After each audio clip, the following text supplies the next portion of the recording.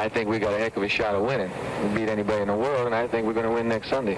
I know we're going to win. I have that attitude. I feel that way, and it's not overconfidence thing. It's football sense. Imagine a guy who stayed out late in Manhattan nightclubs, rubbed shoulders with celebrities, drank, flirted, talked trash, and then showed up on Sunday and calmly carved up professional defenses. In today's NFL, that quarterback wouldn't make it through training camp. But in the 1960s, that quarterback became a legend. This is the real story of Joe Namath. Not the caricature, not the punchline, not just the guarantee, but how a man who looked reckless actually reshaped professional football forever. The kid from coal country. Joe Namath didn't grow up dreaming about limousines or bright lights.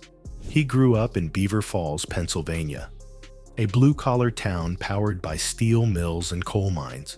His parents were Hungarian immigrants. Money was tight, life was physical, and nobody expected luxury. In towns like that, football wasn't just a game, it was an escape route. Joe was different even then. He wasn't the biggest, he wasn't the fastest, but he saw things early. He threw with anticipation. He played with a calm that didn't match his age. That calm carried him to the University of Alabama, where he played under the legendary Bear Bryant, a coach who despised flash and demanded discipline. And yet, Bryant trusted Namath, despite recurring knee injuries, despite warnings from doctors, despite knowing Joe's career might be short. Because when Namath dropped back, the game slowed down. 2 leagues, 1 decision. In 1965, professional football was split in half. On one side was the established NFL, conservative, powerful, and certain it owned the sport. On the other was the rebellious AFL, flashy, desperate, and fighting for legitimacy. When Joe Namath came out of college, both leagues wanted him.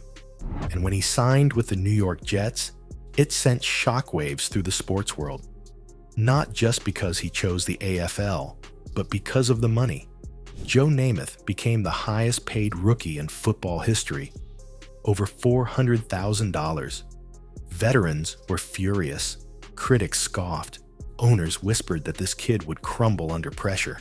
Joe Namath smiled. Pressure, he said, just made him better. A rookie who could flat out throw. From the moment Namath stepped on the field, one thing was undeniable. He could throw the hell out of a football. In his rookie season, he passed for over 2,000 yards. An impressive number in an era where teams preferred to run the ball and protect the quarterback like a fragile investment.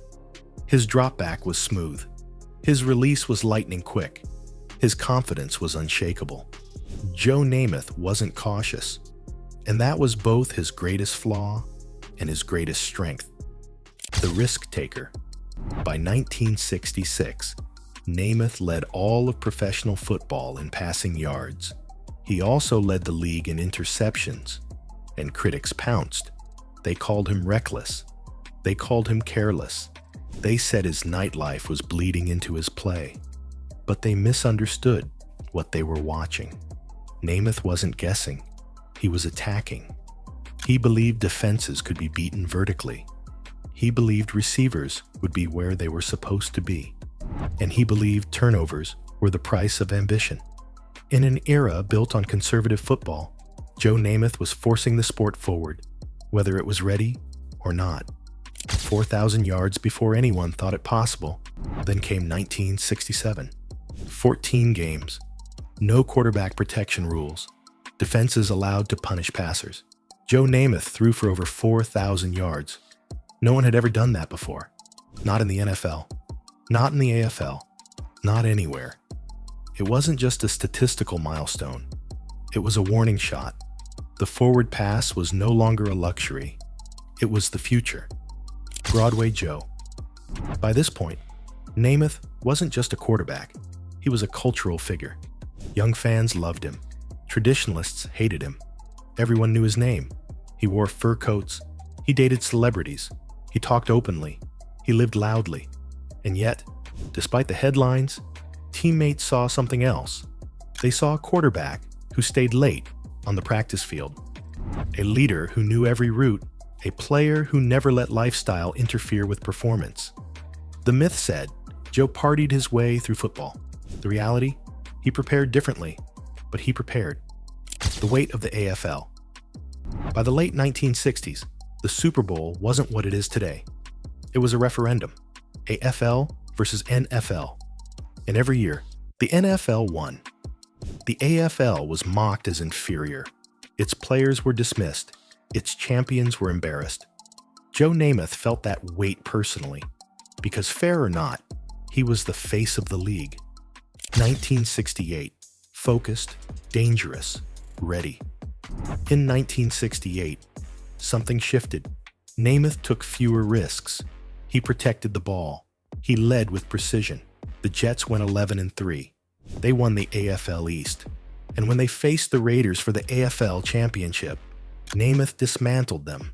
2 touchdowns, 266 yards, a ticket to the Super Bowl. For the first time, Joe Namath wasn't just famous. He was one win away from history. The guarantee 3 nights before Super Bowl III, Joe Namath was heckled in Miami. And in a moment that would live forever, he snapped back. "We're going to win the game," he said. "I guarantee it." The Jets were massive underdogs against the Baltimore Colts, a powerhouse defense loaded with stars. Odds makers laughed. Media rolled their eyes. Joe Namath had put everything on the line. The calmest game of his life. When Super Bowl III kicked off, Namath didn't play hero ball. He played masterfully. He read coverages. He avoided mistakes. He controlled tempo. No interceptions, no panic, no fear. The Jets won 16-7. And in that moment, professional football changed. Why this game changed? Everything that victory legitimized the AFL. It accelerated the merger. It turned the Super Bowl into the most important event in American sports. And it proved something else too. Joe Namath wasn't just a loudmouth. He was right. The truth about Joe Namath. Joe Namath didn't dominate because he lived clean. He dominated because he understood the game before the game understood itself. He trusted his instincts. He embraced pressure. He forced football to evolve. And while history remembers the fur coat and the guarantee, the truth is far more impressive. Joe Namath didn't just win a Super Bowl. He changed what a quarterback could be. Forever Broadway Joe.